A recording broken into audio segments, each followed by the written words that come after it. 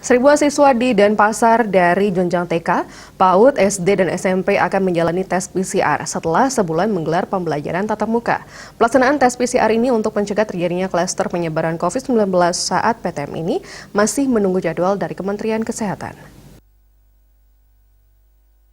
Pasar Anak Agung Gede Wiratama, pihaknya sudah mengirim data siswa dan sekolah yang akan menjalani sampling tes ini. Ia belum berani memastikan kapan dilakukan, karena harus mendapat jadwal dari Kemenkes. Dikatakan peserta yang melakukan tes ini sebanyak 1.470 siswa.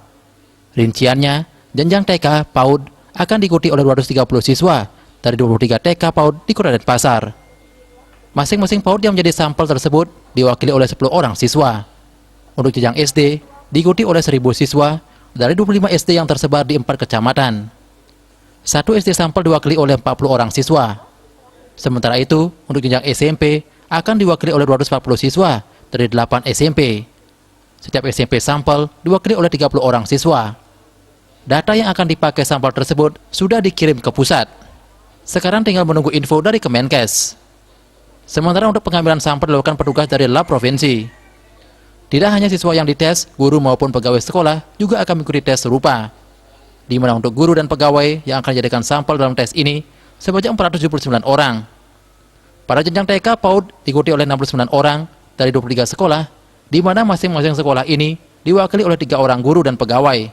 Untuk jenjang SD diikuti oleh 250 orang dari 25 sekolah, di mana masing-masing sekolah diwakili 10 guru maupun pegawai. Sedangkan untuk SMP akan dilakukan tes kepada 160 orang guru maupun pegawai dari 8 SMP, baik swasta maupun negeri. Untuk satu SMP sampel diwakili oleh 20 orang guru dan pegawai. Ditambahkannya, sekolah yang dijadikan sampel ini harus merata, baik MTS, sekolah swasta maupun sekolah negeri. Wiratama mengatakan pelaksanaan tes secara acak ini dilakukan untuk menciptakan rasa nyaman bagi siswa maupun guru dan pegawai yang ikut PTM.